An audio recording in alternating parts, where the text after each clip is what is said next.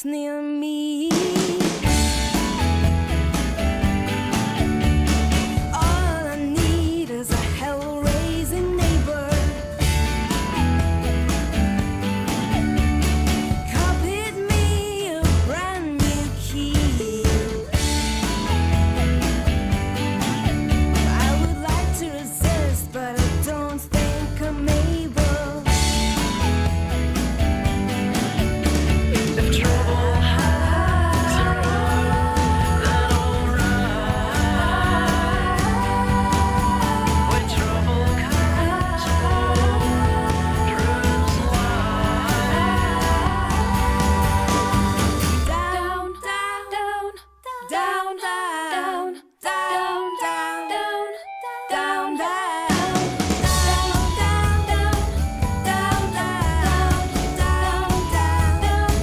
down, down. Ruby says I am no fun, but I'd be round the block before she had come along. If I'm not in bed by closing time, send for the cavalry.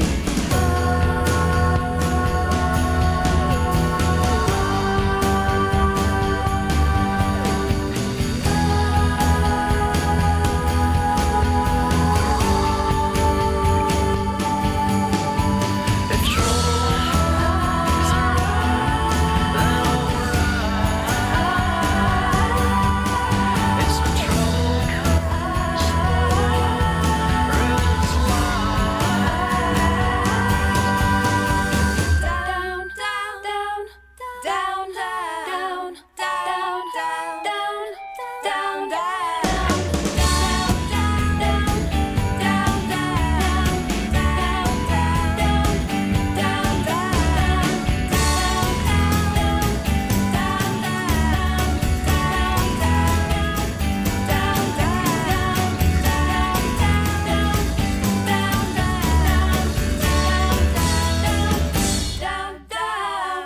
Oh, that's good. That's a special request from Maxine. Welcome home. I'll tell you what that is. That's a band. It's a Scottish supergroup featuring Karen Polwart, Emma Pollock, and King Creosote. He must have been working on the roads. And they're called, get it? The Burns Unit. Get it? No, Robbie Burns. Yeah. Get it? The Burns Unit. And that's a song called Trouble. And that's good, that. I kind of like that. It's different and it's something unusual. Listen, sorry, let me do the spiel first. Good morning, ladies and gentlemen. Look at the weather it is today. Look, after pouring all day yesterday, the sun is out shining upon us, even Catholics. The number to ring if you want to contact this programme is 08459 555 678. The email address is gerry.anderson@bbc.co.uk and the text messaging service is 81771. Have you seen the paper today? No, you had them all. You can read them too, you know. No, well, it's very hard for me to read them when your foot's on top of them. Well, I don't like to spread them around in case other people might learn things. Jennifer Aniston is marketing a perfume that is non-fragranty. Did you see that in the paper? No. Why didn't you just say a non-perfume perfume? She's marketing a non-perfumey fragrance. Now, what is a non-perfumey fragrance? Why would you spray it on yourself? Why would you bother if there's no smell of it? And there's a smell of you. Did I mention that? But that's a different one entirely. Listen, speaking of which, I've got a letter for you from a grey squirrel. Did you see Zodiac last night? I missed that. What was Zodiac? See What it, is John? Zodiac? Oh, wasn't it great? What is it? The film. Zodiac. A film Zodiac. called Zodiac? Aye. Obviously an old film if it's on television. I would think so. Really? What? Janice is 207. What does that mean, 207? Year 2000, 2007. 207. 2007. No, you just say 207. 207, the Romans were invading No, we say Britain. 207. That's the modern day speak. No, they don't say that. Yes, they do. They don't, Yes. they don't say that. Janet, what did you say to me? 207? I knew exactly what she's meant. 207. Because the two of you are mad. After we said 207, I think of the Romans. Yeah. in Britain. They're all going to the ABC then to see Spartacus. The Colosseum. Yeah. Oh, there's Kirk Douglas. Yeah. He's on with Burt Lancaster. Look, the big screen up Well, it in was the Colosseum. a weaker of a film. What was it about and who was in it? It's a true story about mass murder in America.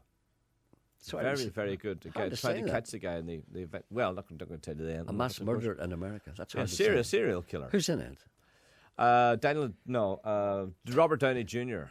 Robert Downey Jr. Yeah. Zodiac. I've never saw that. That's great, Sean. It's good that you're enjoying yourself and seeing films. It was nearly 3 hours long. It was great. Great timing. 25 Well, do you know, it's funny when you think about movies. Something just occurred to me there. When I was a small child, about 8, 9 years old, I lived in a very poor area. And in our street, there was many, many people living there.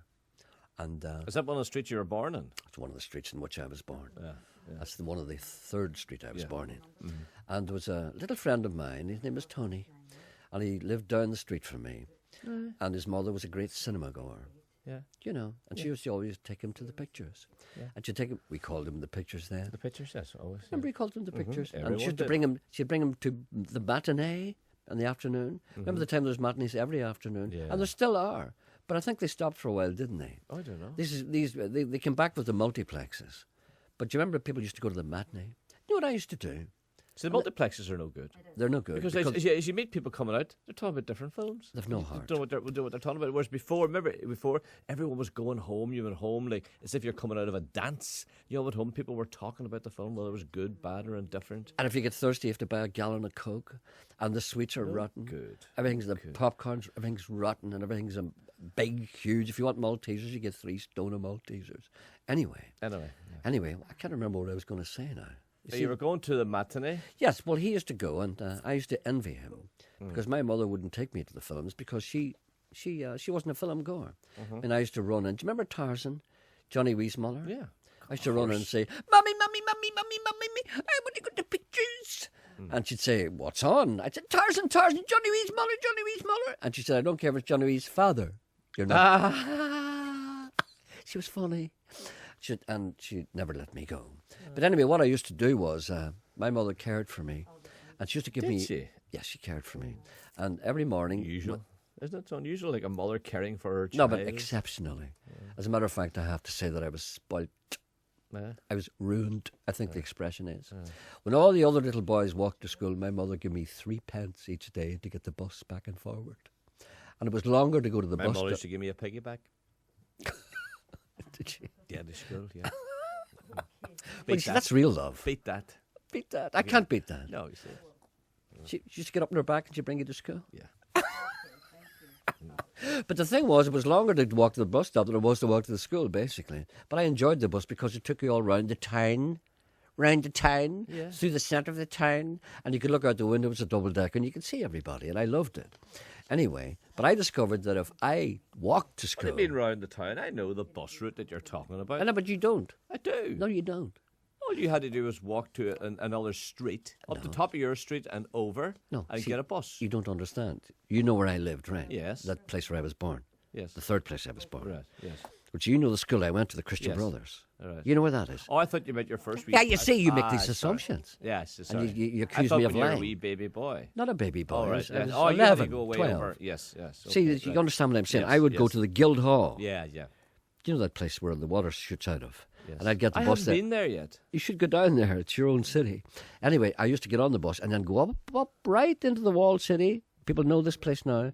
And right through the centre of the town, over the hill of Derry, which is now... You went up to the War Memorial, the up Diamond. to the War People- Memorial and then people will down know the other that. way and then Yes. down to the bog side Yes, yes. Down and into Bishop school. Street, I could have walked there quicker.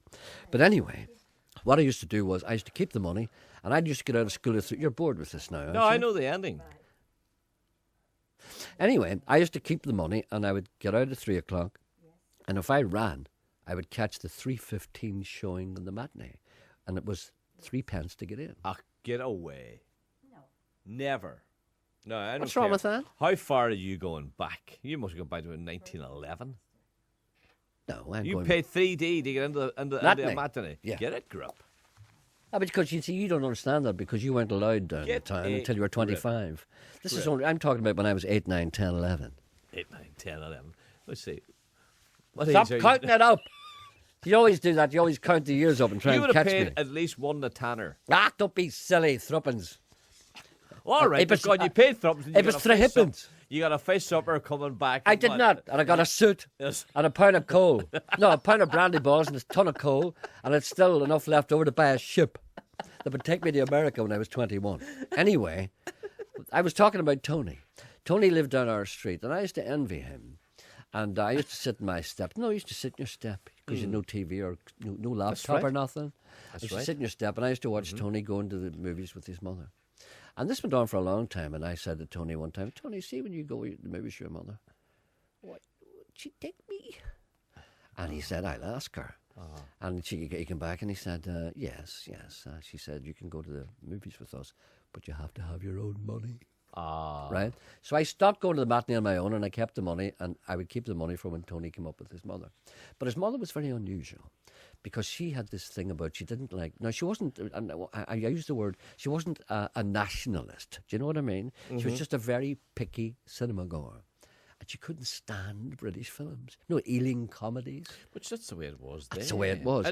But there was no. It wasn't. You were saying you're being nationalist. or anything. You just but said, I'm being very British I'm being very production." careful. And she We used to wanted always- American films. That's all it was. And she exactly. And when I used to, for instance, she'd go like every day, every day, and I'd be waiting on Monday. You see, and I'd see Tony, and I'd say to Tony, "Tony, are we going to the pictures today?" He said, "I don't know yet." He said, "Come down and hang about, see what the crack is." So I'd go down, I'd be standing outside the door. Tony's mother would come down and she wouldn't have her coat on, which meant that I wasn't going to the pictures with Tony. And I'd say to her, "Are we not going to pictures today?" And she'd say, "It's an old British production." Yes, that's right. I remember. And that's what turned me against the army. And people say it's a good Western. It's a British production, you wouldn't go to it. And that meant you wouldn't go to it. That was the time too when men read cowboy books. That's they it. They were going out of fashion. And those men today. No, do you know the thing that worries me? And I think it's one of those things that we have to be very careful about.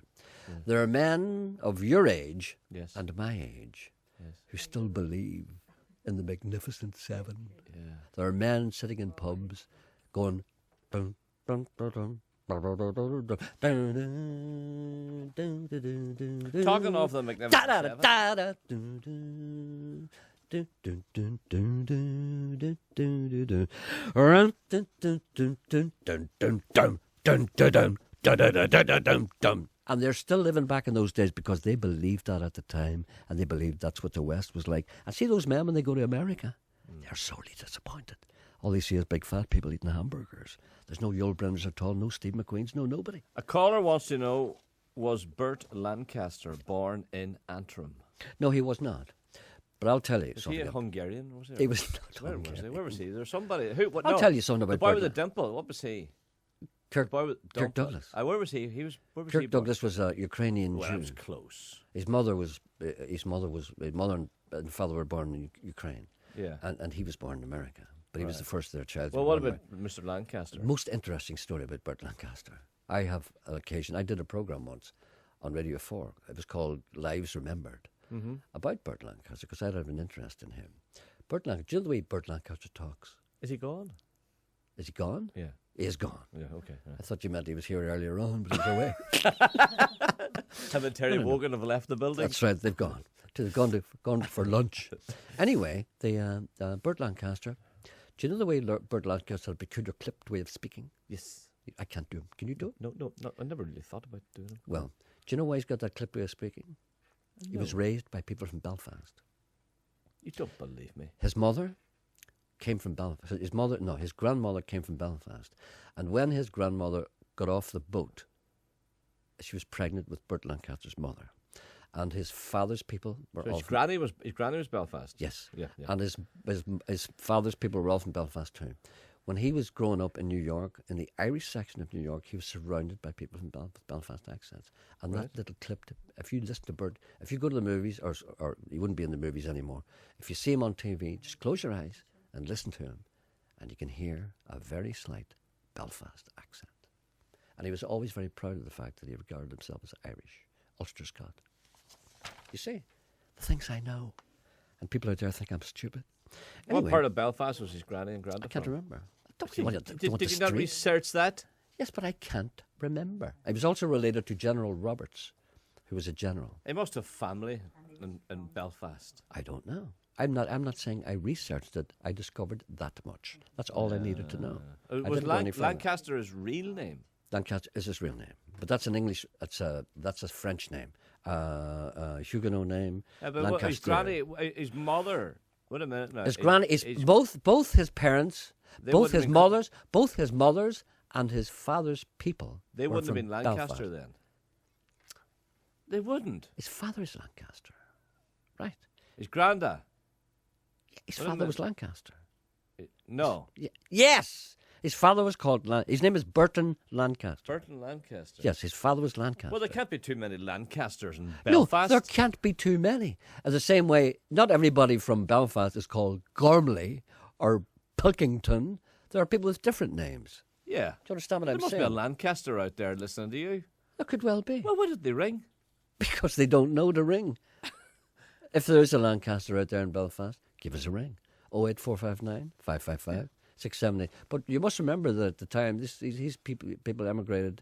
Well, what he was Well, he was born in 1913. Well, there you are then. And his mother would have been in 1913. His mother was born, say, 50. Oh, you're talking about 1870, 1880. Possibly, when his mother arrived. What? What was his granny born? His mother was Elizabeth Roberts. Elizabeth Roberts. That's right, that's I said General Roberts. right. She was related to General Roberts. Okay. Stop trying to pick Yeah. holes in No, this. Janice giving me information. Well, look, here. you've taught her to pick holes in No, everything I what's say. Belfast. Yeah. Okay. Yeah. Descendants of English Yeah, originally. immigrants and Northern Ireland. English and Northern Ireland. So his dad was probably an Englishman. No. His great grandparents was English who went to Belfast. Do you understand what I'm saying? They were in England and then shipped and- over. Yeah. Is that right? Yeah. So he's basically an Ulster Scot on his mother's side. Well, can you give us some more? Give us a rundown now on Stephen Boyd then. He was called Bobby Miller and he was a bouncer in Belfast. Glen Gormley. That's right. What do you think I am? Some kind of font of knowledge? Yes, I do. I've got a letter from a grey squirrel for you. Right. It says, I wish to make a complaint involving discrimination aimed at me by a man working for the BBC by the name of Coyle. He and his ilk refused to let me join them for pint bottles of porter in a local golf club. Why? I thought it was because of my beer gut and UDA T-shirt, but it turns out it was because I'm a grey squirrel. They want to trap me and beat me over the head once because it's illegal to hit me twice. Matters escalated even further when I overheard the golfers putting out a contract on me. The price in my head was a signed photograph of Linda Bryans. As they tendered for this work, the bounty hunter elite was Coyle. Training commenced straight away. He cast off his Pringle V-neck, 70% acrylic in his check trousers, to be replaced by an ex-German army flecked iron fatigue and a carnivorous attitude.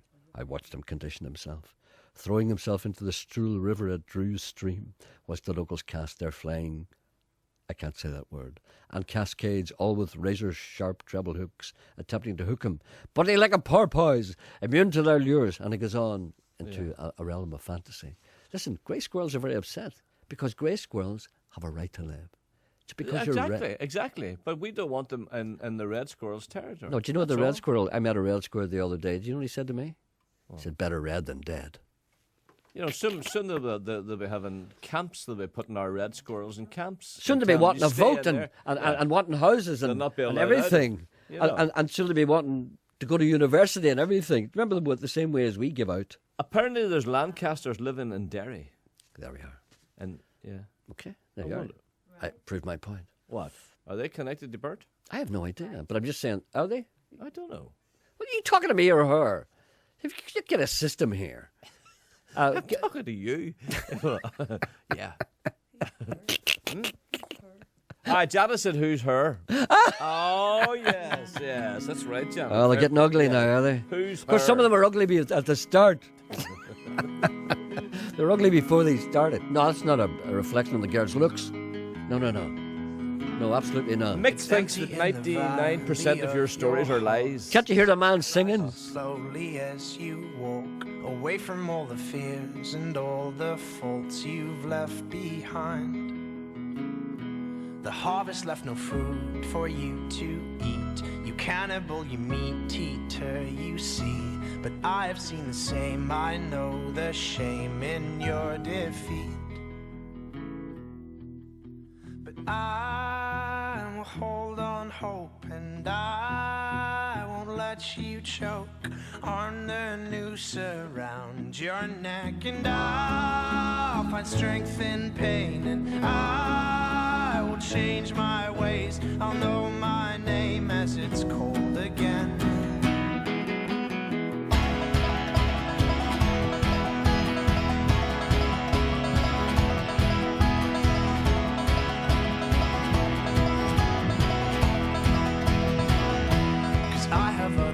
things to fill my time. You take what is yours and I'll take mine. Now let me at the truth which will refresh my broken mind. So tie me to a post and block my ears. I can see widows and orphans through my tears, and know my call despite my faults and despite my growing fears. But I'll hold on hope, and I won't let you choke on the noose around your neck. And I'll find strength in pain, and I'll change my ways. I'll know my name as it's cold again.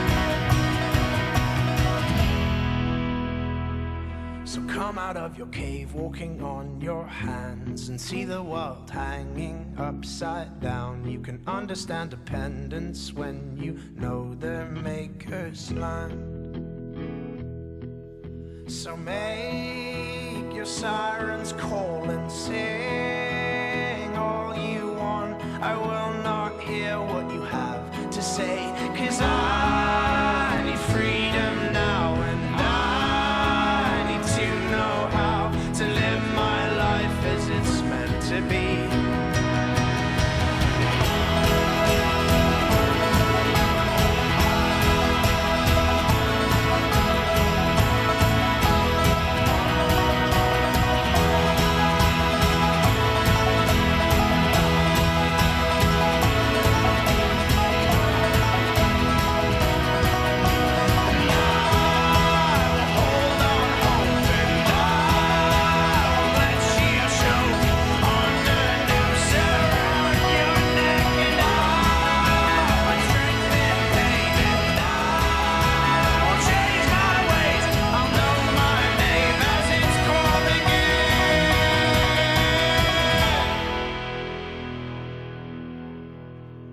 What a great band. That's Mumford and Sons. That's from an album called Say No More. That's a track called The Cave. Right, Coors Light Open House Festival is on Cathedral Quarter in Belfast between the dates of the 6th and the 12th of September this year. And Mumford and Sons are appearing at it. Now, you have no chance of seeing them because completely sold out. They sold 2,000 tickets in 36 hours. That's in Belfast. They sold 2,000 tickets in 36 hours, completely sold out. And other artists there are Modest Mouse Wilco, White Lies, C6 Steve, and the Mercury Prize 2010 nominees Villagers. So that goes to show you that you should get your tickets early. Tickets for all other festival shows are selling well, so fans are urged to get tickets early to avoid further disappointment. You see, you could have been to see Mumford and Sons, but you can't now because it's too late. There's an email address, www.coors, C-O-O-R-S, openhousefestival.com. That's Coors. That's a beer, isn't it? Isn't that a beer? Yeah. Coors, C-O-O-R-S. Coors Light. What? Coors Light. It's called. Really? Yeah. Is it? Yeah, I think so. Yeah. American, is it? Yeah. I don't drink beer. Either that or Canadian. It's a common person's drink. I'm not quite beer, sure. isn't it? Mervin's on one. Is he? Yes. CoorsOpenHouseFestival.com. Good morning, Mervyn. Morning, Gerry. Can you hear me all right? Yes, I can hear you fine. Can you hear me? Just about. Just. Yeah, don't worry about that. You're coming through loud and clear. Dead on. It's about the wee story you told some 4 or 5 months ago about Burt Lancaster, and it was really fascinating. Oh, did I tell that before? Oh, Yes. not like you. Yes, okay. Right. No, see, when these things come up, I can't help talking. I'm sorry about that. That's all right. It just rang something in my head there. And I attended a wee school in East Belfast in a place called Templemore Avenue. Yes. And it was called Templemore Avenue School. And Yes. it was called Ballyhackamore. Now, we had a male teacher there. And he was a really good man called Burt Lancaster. Was that his name? Yes. My God. Now, he was a man of about what you and I would call stout man. You know, he was well presented. Yeah, compact. He wore Yeah. gold rimmed glasses and all. Yeah. And I can distinctly remember sometimes we used to get him to talk because he loved talking and telling stories. Yes. And he actually said to us one day, and I can remember this like yesterday, Gerry, that he had famous family in America. Well, did he go any further?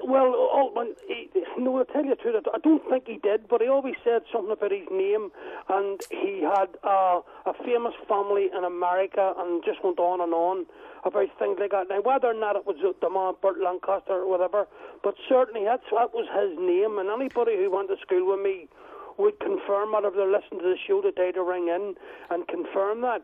He was, he lived in, I used to go home with him. I used to walk down to the bottom of Templemore Avenue, and he got a bus there at the old pub that's no longer there, and he went into Belfast, and I went down to Newtonards Road. So I'm presuming that he lived maybe west or north or south Belfast somewhere. He seemed like a kind of a friendly, a kind of an agreeable sort of a man, was he? He was a lovely man, Gerry. Yeah, a well, very good and a very helpful teacher, you know. Yeah, well, that's good, you know, because it's very important to get a teacher like that you kind of like, isn't it? Yeah, well, I didn't like school, but I don't know what I mean. You liked the teacher, but you didn't like school. No, I hated school, actually. I understand. Well, you see, that's a possibility. Maybe perhaps someone, maybe perhaps people think, a lot of people listening wouldn't know who Burt Lancaster was. But just for the benefit of the people, he'd be very familiar with anyone like you over 50. Exactly. But in movies, like old movies, like he was a great actor, but apart from that, when he was younger, he was the most handsome man in the world. In Crimson Pirate, nobody, I remember reading somebody saying, nobody ever looked like Burt Lancaster in the Crimson Pirate. Apparently him and Tony Curtis were very, very friendly. Tony Curtis, that's right, they were in a movie called Trapeze. Correct. And because Burt Lancaster was a circus acrobat. Correct, that's right. And he was that all. And in all these movies, there's always a little guy with him called Nick Cravat. Is that who that was? And Nick Cravat was his tumbling partner in the circus since he was 18. And all his whole life, every movie that he made, Nick Cravat was in it. And he kept Nick Cravat on his payroll his whole life. I can mention the name of a boy he didn't like. It was Danny Kaye. Well, there are lots of stories about Burt Lancaster and Danny Kaye. The stories, the like of which we should not maybe perhaps talk about on Radio Ulster in the morning, because many people of a sensitive nature may be listening. I know. It's very interesting, that, Gerry, but I mean, you talked about this 5 or 6 months ago when you came back from the States. That's right, yeah, because... And you told us all about Burt Lancaster having a really strong Ulster accent at times. Not strong, but you can hear it if you listen carefully. Yeah.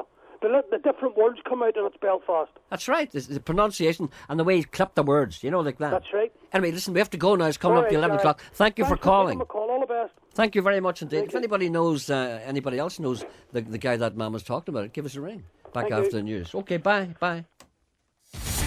On 92 to 95 FM and 1341 medium wave. This is BBC Radio Ulster. BBC News at 11 o'clock. This is Sabrina Sweeney. Police have found the remains of what they believe is an exploded pipe bomb in the grounds of Woodbourne Police Station in West Belfast. A search of the grounds is continuing and Army technical officers have gone to the scene.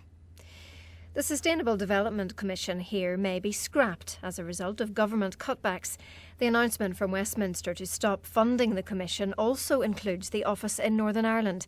Here's our environment correspondent, Mike McKim. The Commission is an independent advisor to the Northern Ireland Executive on environmental and social matters. Part of its role is to scrutinise how the Executive implement their own Sustainable Development Strategy adopted earlier this year. While they're part funded from London, the Office for the First Minister and Deputy First Minister also contributes to the cost of the Commission here. It employs just 3 staff in Northern Ireland. Even as plans to scrap the Commission were being announced, Plaid Cymru were encouraging the Welsh Assembly to help retain the Commission in Wales. Now the OFM-DFM office here have to decide if they will make up the funding to retain a local independent watchdog that scrutinises and holds it to account on its progress towards sustainable development. Investigators from the Police Ombudsman's Office are in Londonderry to investigate how the RUC dealt with a botched IRA bomb attack 22 years ago, which killed 3 civilians. Sean Dalton, Sheila Lewis and Gerard Curran died when a booby trap device left for the security forces exploded at Kildrum Gardens in Cregan. The Ombudsman has received a public complaint about how the police dealt with the incident. Car production figures for June show an increase of nearly 29% over the same month last year. The figure of 118,000 cars is still a smaller overall rise than in May. Well, that was the news, and now Angie Phillips has the weather forecast. Rather cloudy with patches of rain across parts of Down and Antrim at first, but it'll become drier during the afternoon, brightening up too. The best of any sunnier spells across the north and west, where the northerly breeze should gradually ease down too, although still feeling a bit on the fresh side with highs of 16 to 18 Celsius. And tonight will also be quite cool for the time of year, but mainly dry with clear spells. BBC News. BBC Radio Ulster. Travel news.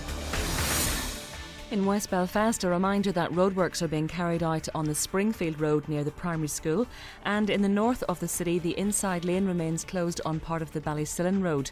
Then tonight the M1 will be closed heading west from Junction 6 out to Junction 8. That's from 11pm until 6 tomorrow morning. On to flights at the International Airport. Yesterday's flight from Lourdes is now due at 11:45 this morning. The Aer Lingus flight from Alicante is running 35 minutes late and now due at 1:10, and the EasyJet flight from Malaga is delayed until 3:45. Anne Jordan reporting. Travel news on BBC Radio Ulster. On Talkback with Wendy Austin today, wrap the orange flag round you. Should the 12th be an all-Ireland holiday?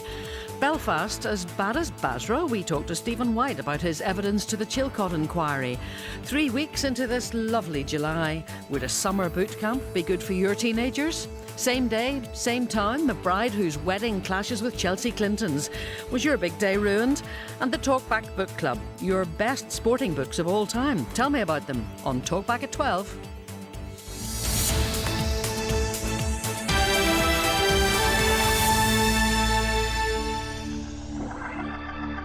Brothers and sisters, we're here for one reason and one reason alone, to share our love of music.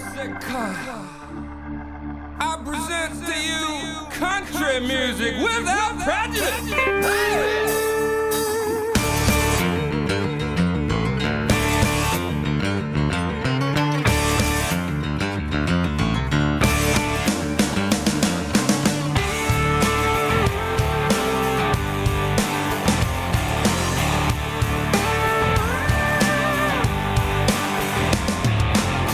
Country boys don't rock and roll. Yeah, the record man told me so. You'll never get it on the radio.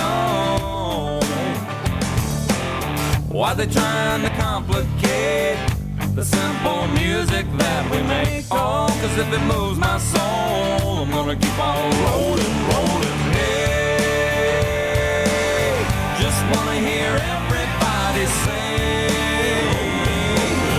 at the top of your lungs till the windows break. Say hey, hey, hey.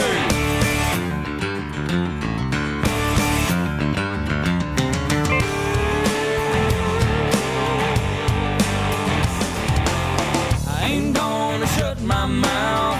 Don't mind if I stand out in a crowd. Just wanna live out loud. I know there's got to be a few 100 million more like me, just trying to keep it free. Yeah. Hey, just wanna hear everybody sing at the top of your lungs till the windows break. Say hey, hey, hey.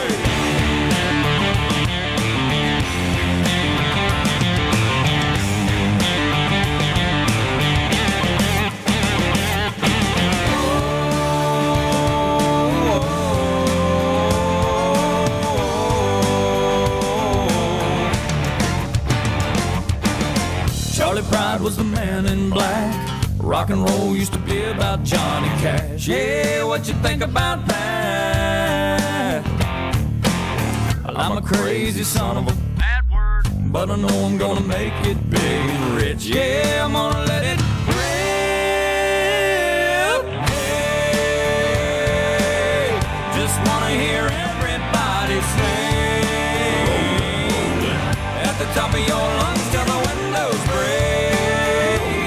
Say hey, cowboy Troy. Diggity dum, diggity diggity dum, dig this. Slicker than the grease from a barbecue brisket. Got more chalk than a fresh potato salad. You thought you had your answer, but your answer wasn't valid. You're looking at me crazy cause you think I'm loco. The big black cowboy with the crazy vocal. Todas las personas están gritando arriba. Now you heard it, now I know you a believer. Esta canción es para toda la gente. Muy importante alzar su mente. So let go of all your preconceived notions. Get up on your feet and put your body in motion. Cause back home, we love to dance. We can be two-stepping or raving the trance. And when the party is crunk, the girls back it up. We got the systems in the cars and the 20s on the trucks. 6'4" with the cowboy hat. I don't mess around, yo, what's up with that? I'm Cowboy Troy, a Texas hit. And I'm rolling with the brothers, Big and Rich. Go cowboy, go cowboy, go. Go cowboy, go cowboy, go. Hey, just wanna hear everybody sing at the top of your lungs till the windows break. Say hey, hey, hey, hey. Just wanna hear everybody sing at the top of your lungs till the windows break. Say hey, hey, hey.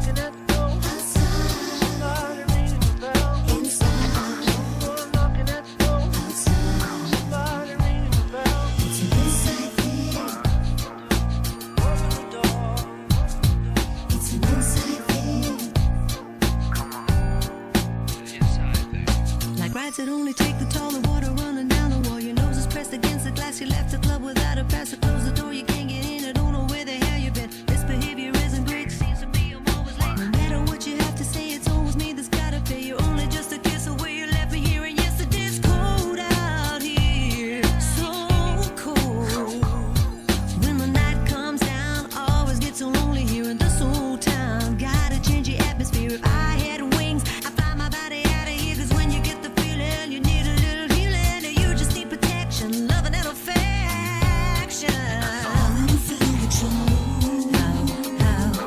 There's a ghost outside the window. Don't know where it's been. When that old cold wind blows, open the door and let him in. Oh yeah. Someone knocking at the door. Somebody ringing the bell. Someone knocking at the door. Somebody ringing the bell. Inside thing. Open the door. It's an inside thing. Some hearts are made of solid gold and some are magic, I've been told. But every time that I've been kissed, I'm so aware of all the risks I take when my poor heart is bare. Cause there's so many things out there, even when we're miles apart. Doesn't matter where we are. Cause you and I knew from the start the answer lives within the heart. So why you looking so surprised? You know where the truth survives. Spread your wings. Let us sing. When you see my face, better look behind my eyes. Cause I don't show everything I feel inside. Sometimes, boy, I've been known to wear disguise. When I get the feeling, I need a little healing. I might need protection, loving and affection.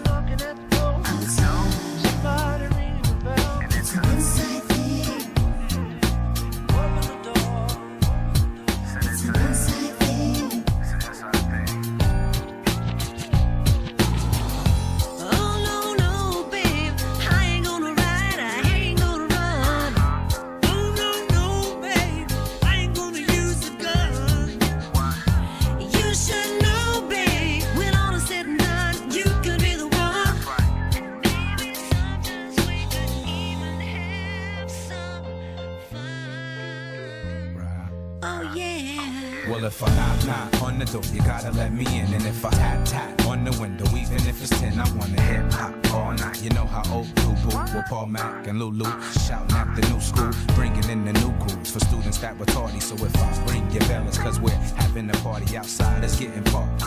So let me bring them all in, make it an inside thing.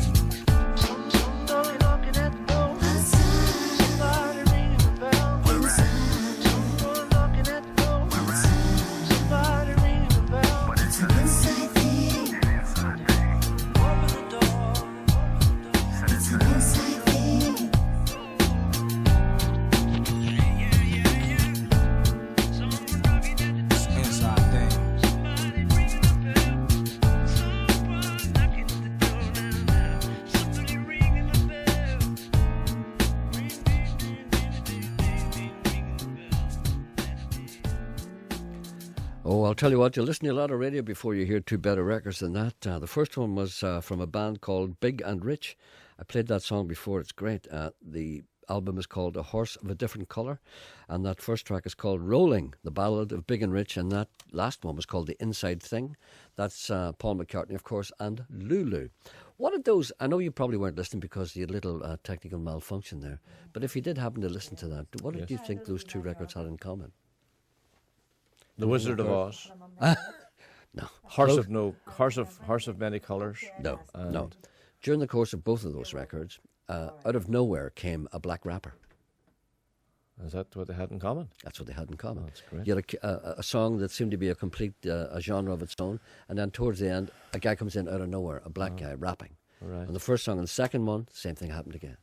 You see, people think this great. show is just thrown together, but it's not. Billy Miller.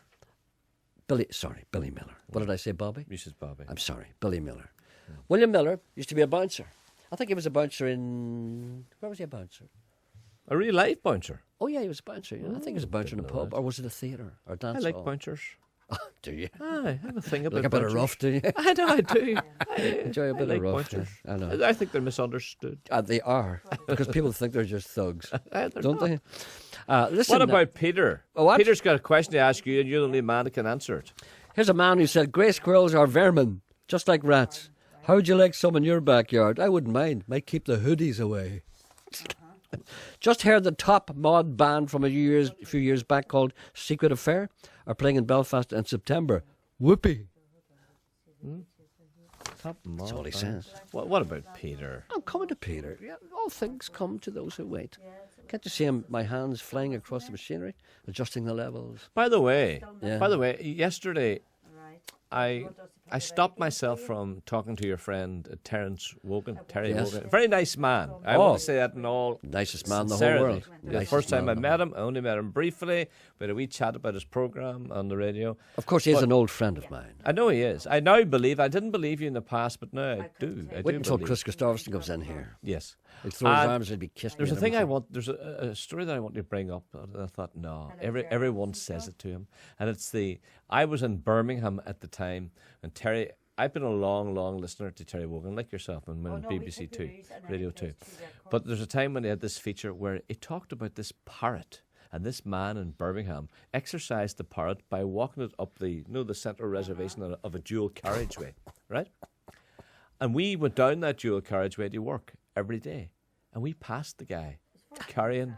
There's a man, I can't remember the person, might have been a woman, carrying this parrot, taking it for a walk. And Wogan used to talk about it. And we were driving past the parrot and the owner one morning when Wogan was talking about it. It was just a coincidence. And I wanted to say that to him yesterday, and I thought, should have. no, I said, no, it'd be bored. 100,000 people say that to him. He's worried about you.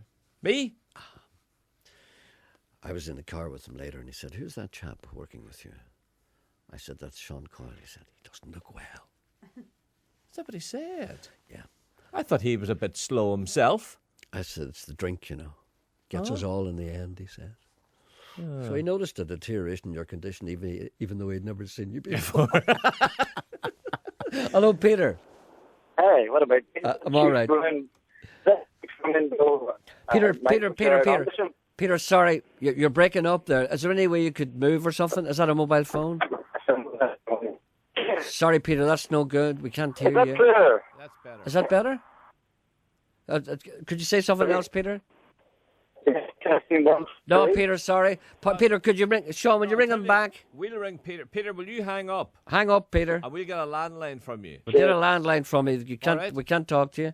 Well, All ring right, him Peter. immediately. Sorry. See the way I just I bundled know. him aside. There he is. But there's there. no point in talking to him because of that. Yep. No point at all. You can work away with him there a minute. I'm going to read this letter here. Great show yesterday, kid. You gently let out the clutch, put your flip-flop on the accelerator, put your pedal to the metal, and we were off, with Mr. Coyle yelling, mind the doors, fares please. Soon the first caller was on the line, looking for a washer for a 1947 Clean Boy twin-tub washing machine. Tommy and I searched our pockets in vain. All we found was a left-hand window for a Capri caravan and 2 very rare petrol cans. The show clipped along at a good pace, and as more callers came on the line, it was quite plain to see that care in the community is not working. Care in the community? Said Tommy Arquette. It's not fit for purpose. Too many chiefs and not enough wigwams. We're drowning under the sea of people, screamed Tommy. Drowning in bureaucracy and red tape. Pull yourself together, I said. I slapped myself hard on the cheek to bring Tommy back to his senses. Thank you, said Tommy. I needed that. After a light lunch of Battenberg cake, scallions and 2 flowing tankards of methylated spirits, Tommy and I were revived, painted up our lips and rolled and curled our tinted hair. Then we set off around Belfast as Jedward. We always do that. The women scream at us. I met Stephen Nolan behind the all-night Buns Are Us complex on Ann Street. He was fuming. I'm mad as hell, roared Nolan. I'm not going to take it any more. Why does John Colshaw never make any fun of my weight on the Impression Show? What have Eamon Holmes got that I haven't? Eamon Holmes is a national star, I said. You're just a big puke in a small pole. Oh, sorry, that's Pike in a small pole. I'll say, said Tubby. I'll say the BBC for not making fun of my weight. Is this the thanks I get for stuffing myself with hamburgers? Gerry makes fun of you, I said. Yes, but he's not big enough. Jerry's a good amigo, but I want the whole world laughing at me. What can I do? What can I do? I'll tell you what to do. Marry Susan Boyle. Become Subo. Mr. Subo. That would be a match made in McDonald's, or indeed, alternatively, KFC. Nolan ran off roaring, Susan, Susan! My little dumpling, will you be my little roly-poly? There goes a tube, I said, to a passing woolly wagtail. The wagtail merely nodded and went on its way. It was a wise wagtail. Is he there now? Well, he's there. He's out in the open now. Hope the police don't see him. Are you out in the open now? You out in the open now? Yeah, Are you out in the open now? Is that Chief Running Bull Michael Anderson? When was the first time you realised you had a problem with alcohol? Yes, it is indeed. That's far better. We can hear you now. Sorry about that. We really couldn't hear you at all the last time. Got a question for you. Go ahead. You're an expert on all things Red Indian. Yes, indeed. Me know all things. On ITV4 last night, there was a movie, John Wayne and Henry Fonda. Yes. And Henry Fonda was playing a part of Captain Thursday. Captain who, sorry? Thursday. Do you Thursday, remember the movie? yes. Yes, this is Thursday. Yes. And John Wayne and Henry Fonda met with Cochise and Geronimo in the middle of the desert to enter into a powwow to see why they had left the reservation. Do you remember the movie? I do, actually, but that sounds a wee bit weird, doesn't it? And Henry Fonda sat down on a stool in the middle of the desert, and his interpreter spoke in Spanish to Cochise. Yeah. Why? So Cochise spoke the Spanish, did he? And Geronimo spoke in Spanish. Why did they speak in Spanish, and how did they learn it? Well, I'll tell you how they learnt it. Because the Spanish have been in Southern America since the 17th century. Yeah, but And, I mean, I- did Cochise go to night school? No, but he spoke Spanish. The Indians spoke Spanish. I'll tell you why. I'll tell you a thing. I'll tell you something, the most wonderful thing I think I've ever saw. There's a place in America, in Arizona, called Canyon de Chelly.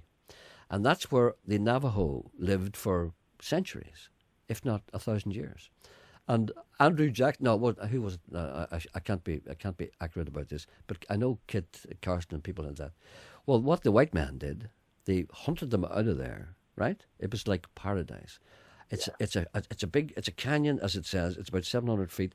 Up on the floor of the canyon, it's like paradise. There's cottonwood trees, beautiful green grass. It's like carpet. There's deer, coyote, birds, and the water is about a foot deep, and there's a river runs through it. Clear water. It's almost like heaven.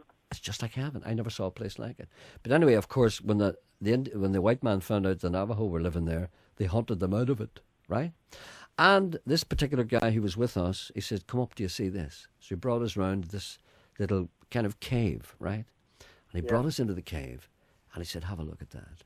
And we looked, and it was a carved out figure of a line of Spanish conquistadores. Yeah. Going with the pointed the pointed hats and the swords, and some Indian had sat and scratched that out in the 16th century. And I said to myself, "My God, look at that!" So that's the Indians were well used to the Spanish long before the real white man came. But were they not acquiescent to Western society by actually speaking a foreign language? Why didn't they want to not speak in their own native tongue? A man with a big long lance, who has a sway and who has a horse, he can make the Indians speak whatever way he wants. All right. It's like what you say about the gorilla. You know, what do you do if you're confronted by a gorilla? Do whatever he says. Do you know what I mean?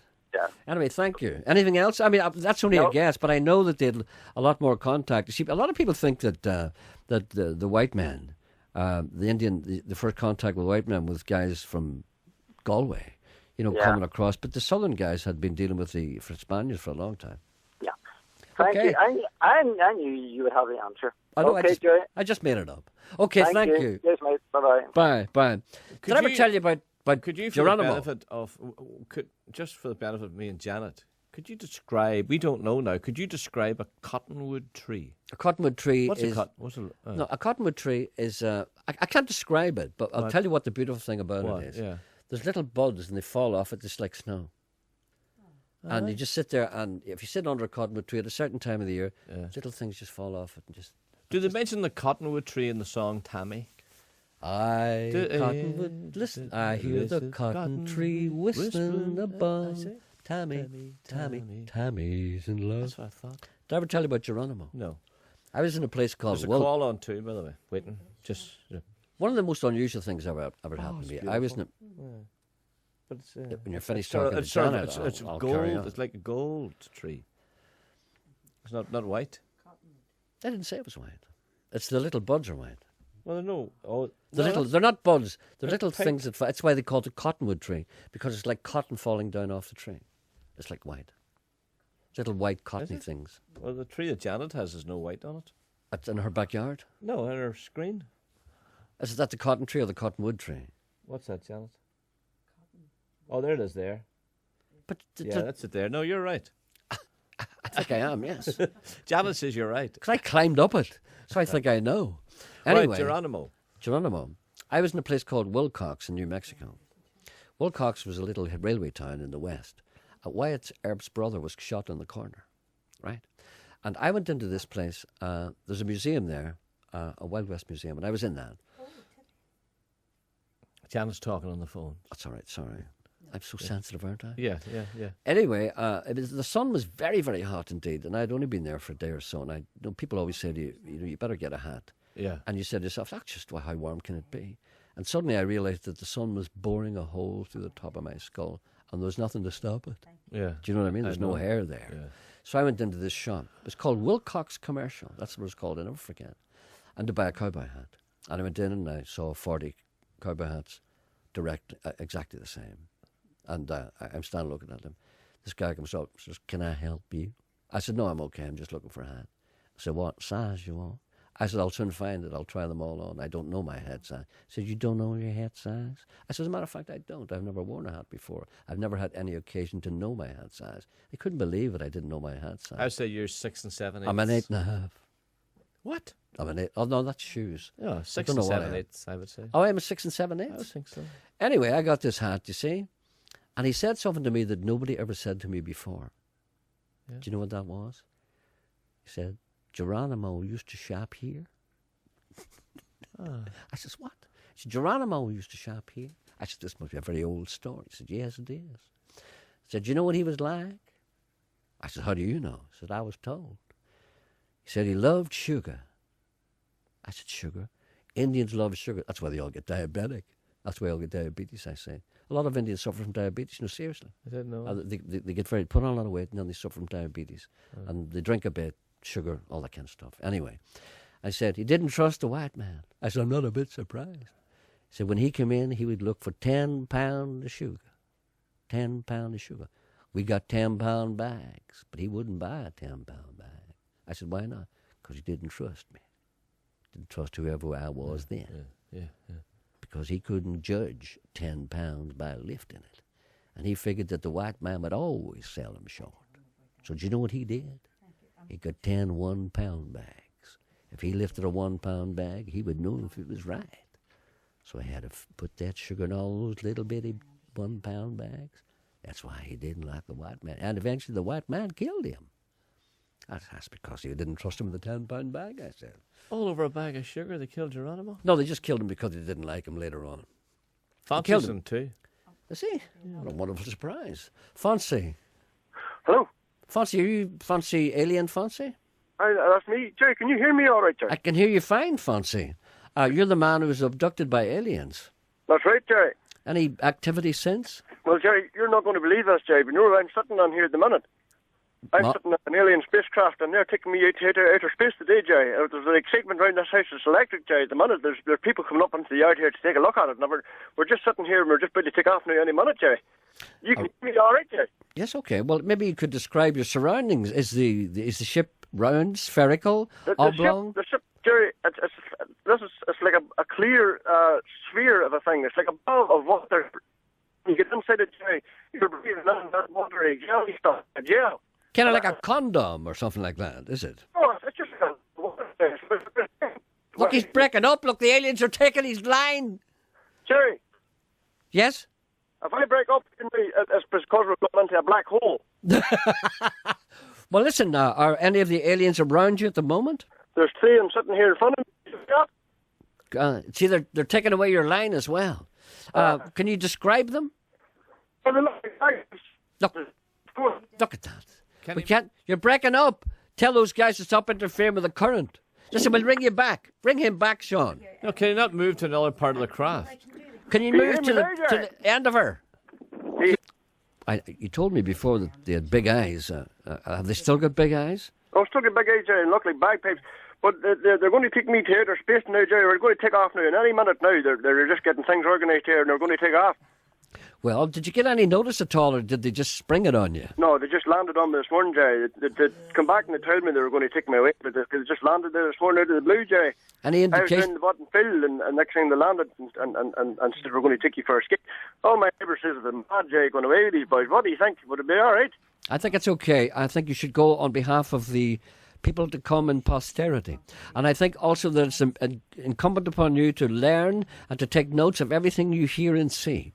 And also, I want to ask you, have they prodded you before you went? No, they're not prodding me, Jerry. They prodded me a couple of weeks ago and they put on a technology into me that I could read minds and speak their language. Maybe they think you're a dog. Maybe they're just microchipping you. Maybe that's what it is, Jerry, but I can speak their language and and it's amazing. Well, you gave a couple of examples of that before. Maybe, perhaps, could I ask you to say something? We're away, Jerry, we're away. No, hold on a minute. Hold on a minute. I want you to say something in their language. Can you say, how's your father, is your mother still working? No. No, how's your father? Is your mother still working? Oh, sorry. I thought you meant how's your mother's father. No, I hear that. Go ahead. That's more like it, yeah. Are you going to take off now, then? We're away, Jerry. I'm in later space. Okay, then. Can I ask you a question? Quick question. Do they have names? Do the spacemen have names? One of them's called Susan Pilkington. No. And the other one's called Norman Lewis. What? Meetna.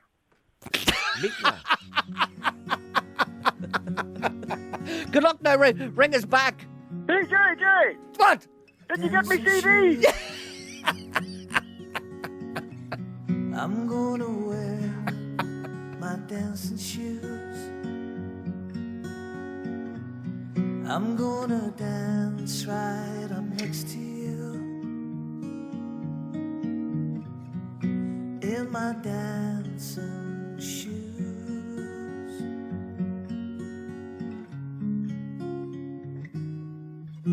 Loving you, I've spent a long time loving you. Been cheating and lying just to be with you. In my dancing shoes.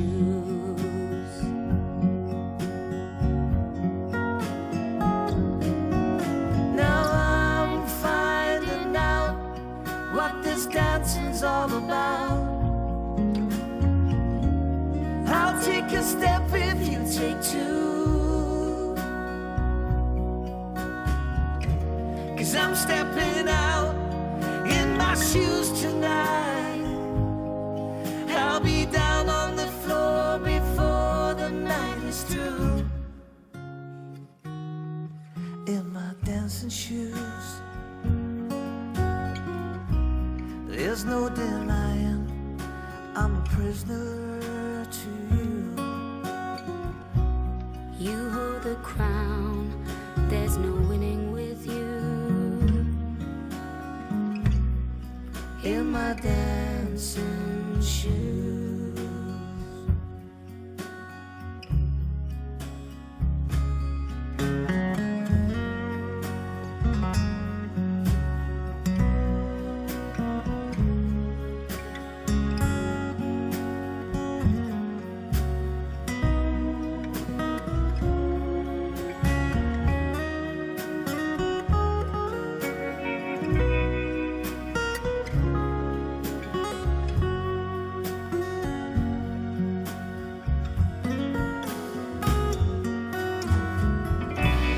Holy Moses, what's going on? 'Cause I'm out of time with this song. My, oh my, just let me be. Let me be.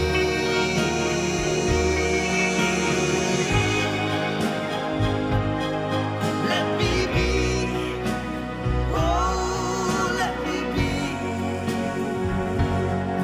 Let me be.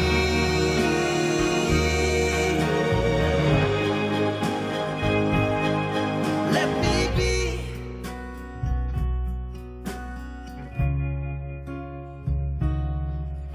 When you went stepping out, how you made them scream and shout. The game was everything I knew. You left them in no doubt what this dancing's all about. Now the love is all gone, I can't seem to make it through. In my dancing shoes, I made my name in my dancing shoes. You played the game, but did you win or lose? In my dancing shoes.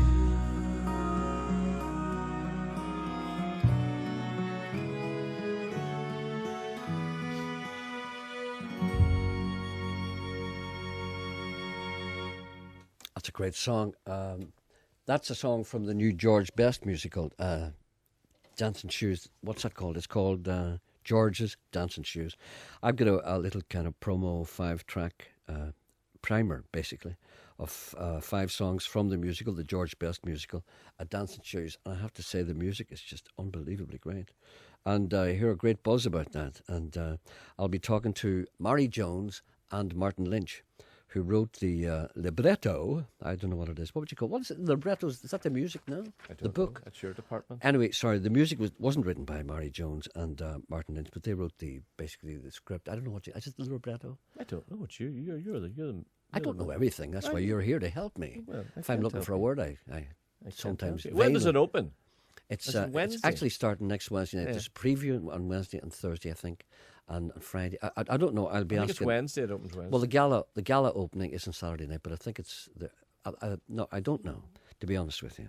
But I know it's really the gala night is on Saturday next, not this Saturday night, but Saturday the 31st of July. Surely you should know. Have you know what does it I say? will be. I do What know. does it say in your I don't. invitation? I don't have it in front of me. Oh, you don't have your invitation. No, but I'll be talking to Martin Lynch and Mari Jones tomorrow. If you want, I'll go up and get mine. Will you? Yeah. Your invitation. Yes. Invitation for what? The opening night. Have you got an invitation for the opening night? Yeah. And so has Janet. I actually haven't got one. Haven't you? I wouldn't mind seeing that. Well, Why don't why you go with Janet?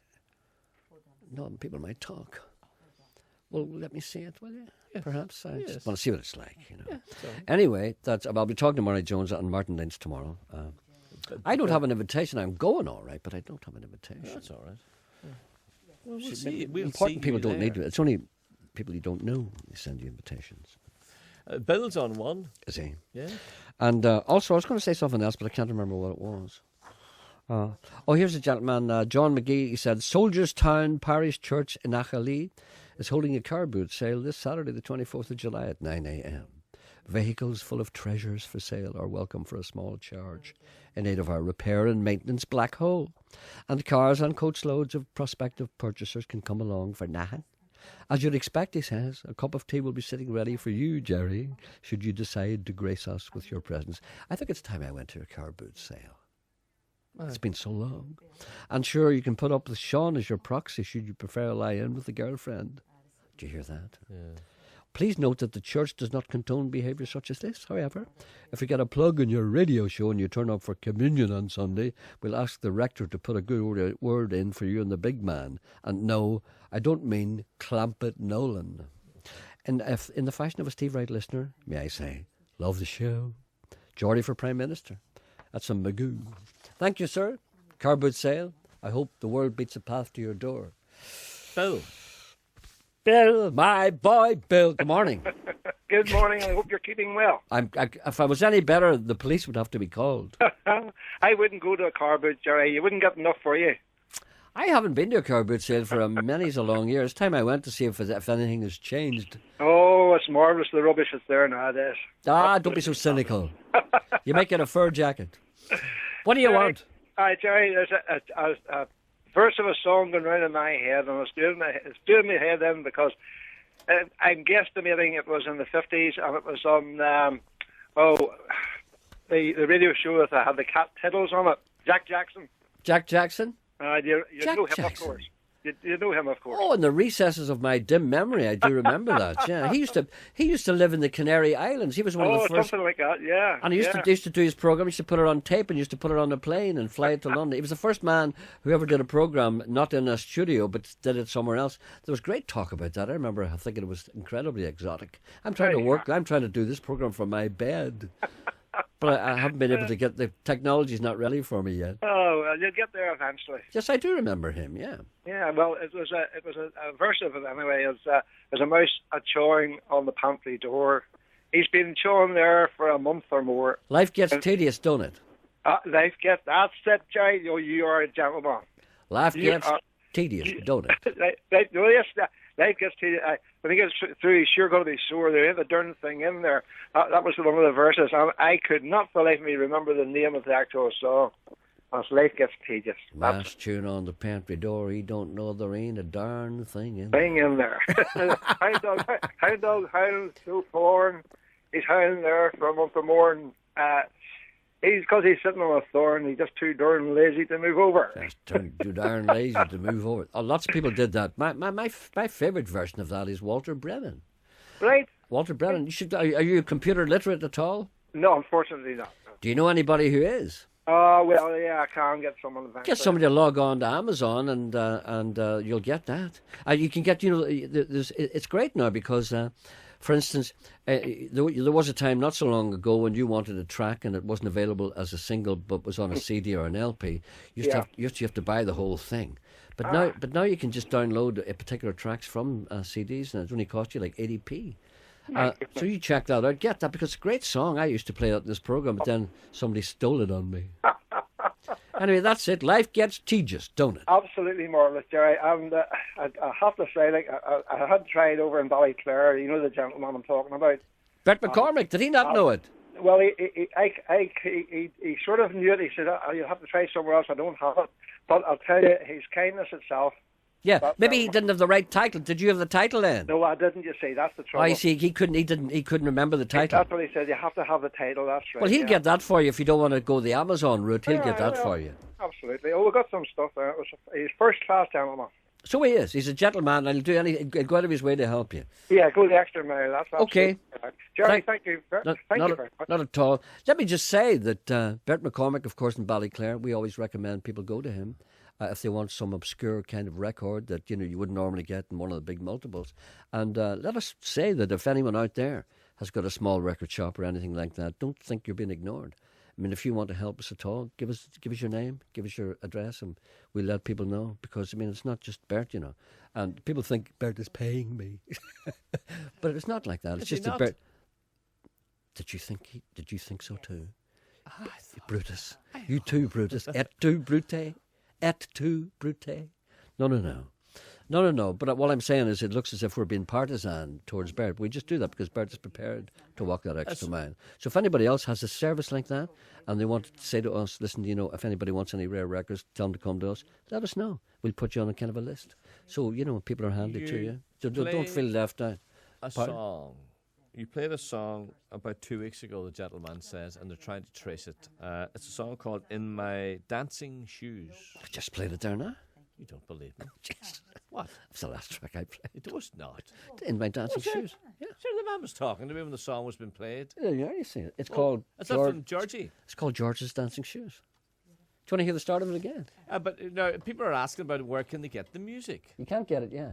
Will they get it from Wednesday on? Oh, I don't know. I'll ask Martin Lynch and Mary Jones that tomorrow. It's incredible music. Are they coming in tomorrow? Oh, yeah. Yeah, and they're going to tell us all about... there's a great wee series on ITV, actually, about a documentary, 4-part documentary about them. Tonight. Seen that? Yeah. Is it on tonight? I think it's tonight. No, it's not. It was on the other night. Is it not on every week? Oh, maybe it's on every night. I don't know. I don't know either. Well, anyway, this is hot. You played it again. This is hot to hear. I'm just playing a wee bit of it just to make sure it's the right one.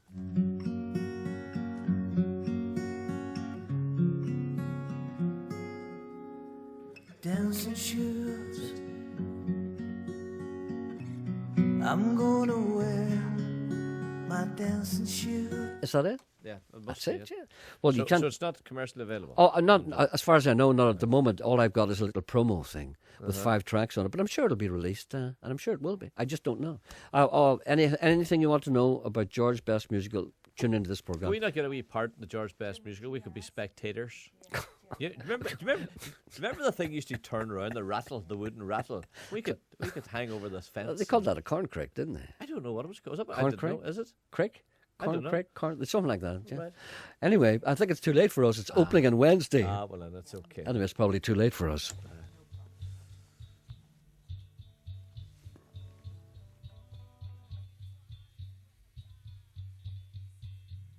Hid my treasures in my daddy's hobnail boots. I dug for treasure in the rockery at the side of the house. I'd look for snails and worms and try to make them fall in love.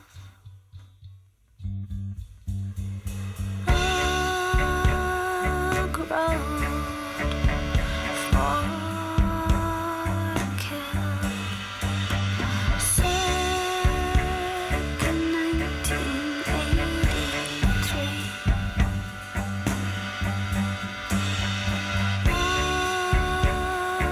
Oak Road.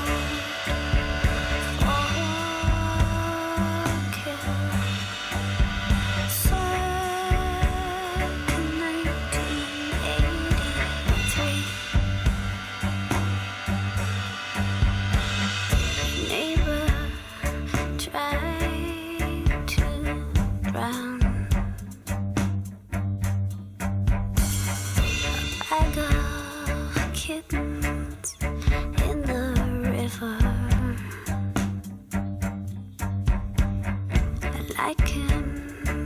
so I don't believe it.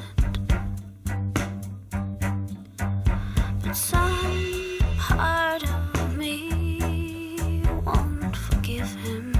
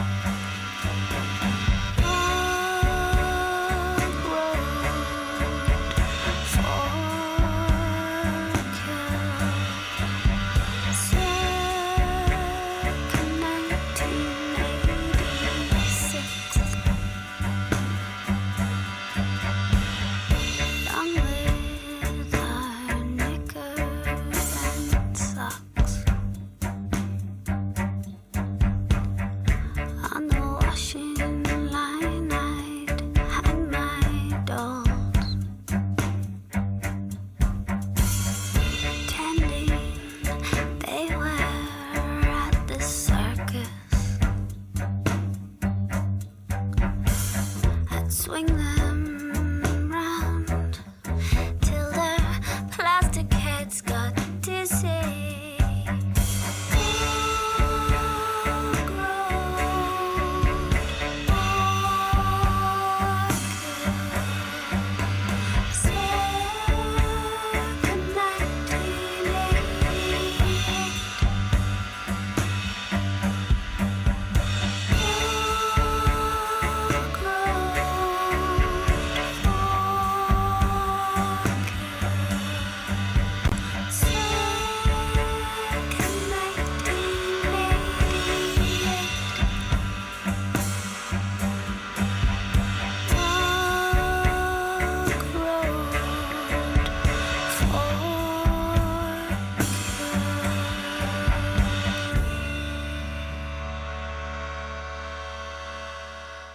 That's Miss Paula Flynn.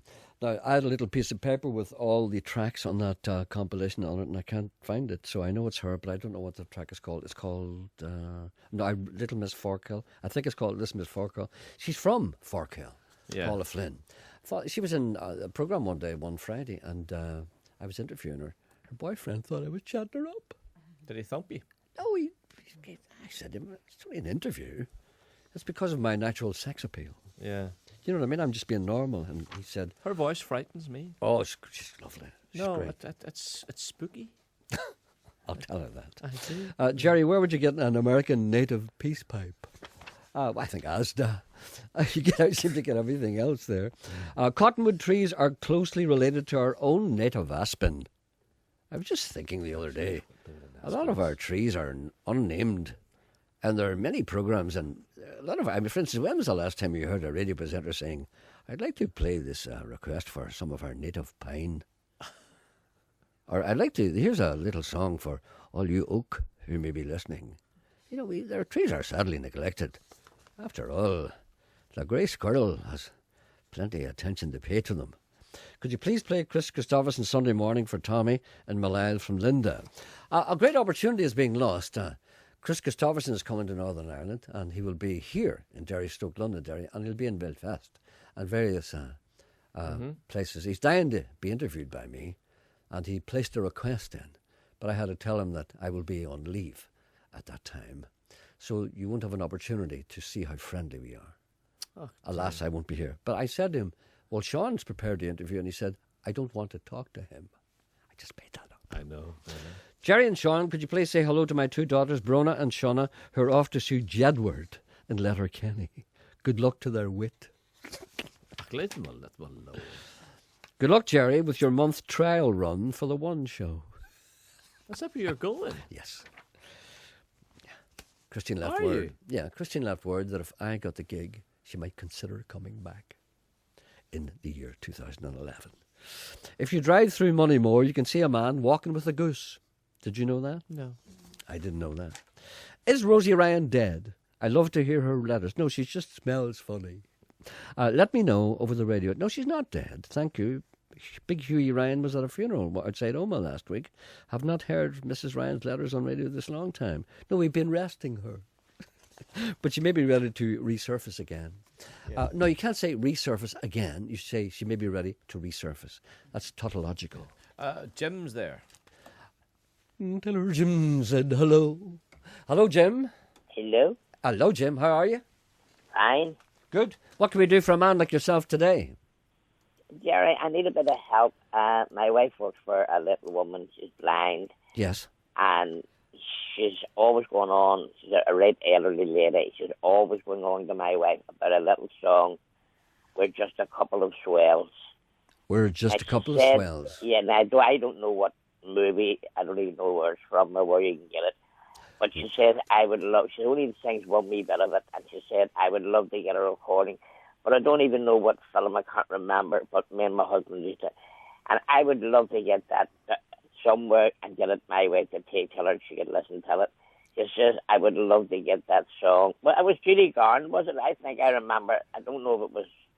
We're a couple of swells. We live in the best hotels. That's it. It's Fred Astaire and someone else. It's from one of Fred Astaire's movies, and it would be a very popular song. And So it's not Judy Garland, no? It could well be. It could well be. But what? Janet said yes, it's Judy Garland. And Fred Astaire? And we think Fred Astaire, but we're not 100%. We're Googling. These people are Googling on your behalf. I'll just wait for a second. And Fred Astaire. Easter Parade. Easter Parade. Yeah. It's from a movie called Easter Parade. Why don't? Of course. Sorry, you said the lady was blind. No, she's blind. The little lady's blind. So I would have to get a friend. I don't have a computer, but I'd have to get a friend to Google it. Mhm. Would you get it on Amazon? Would you get the movie, the whole movie? You get the movie. I was going to say to get the movie, but the movie's no good to her unless she'd be content enough to just sit and listen No, to but it. he would Google it and put it on a CD. You'll get that on Amazon for about $5. You really will. You get the whole movie. The whole movie. Oh yeah. You get that for practically nothing. Are you computer literate at all? Or? No, not at all. Well, get somebody to do it for you. Just go on Amazon. I always say Amazon because it's the one I always use. Right, that's fine. Good, thanks for the information. Not at all. Parade. I'll get that, Gerry. Thanks very much. It's a pleasure. Thank you very much. Bye. Thank you. Bye. Bye-bye.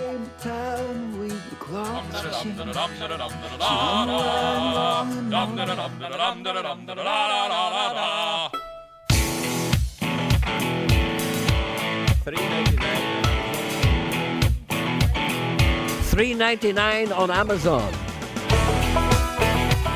Where would you get it? You wouldn't get a vodka and white lemonade for that. Well, I walk into the room, passing out $100 bills, and it kills and it thrills like the horns on my Silverado grill. And I buy the bar a double round of Crown, and everybody's getting down in this town. Ain't never gonna be the same. 'Cause I saddle up my horse and I ride into the city. I make a lot of noise 'cause the girls, they are so pretty. Riding up and down Broadway on my old stud Leroy, and the girls say, save a horse, ride a cowboy. Everybody says, save a horse, ride a cowboy.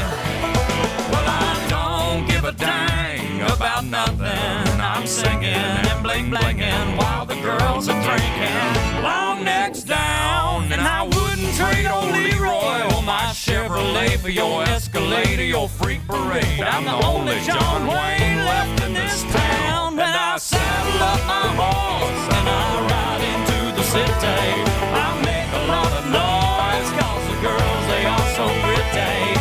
Riding up and down Broadway on my old stud Leroy, and the girls say, save a horse, ride a cowboy. Everybody says, save a horse, ride a cowboy.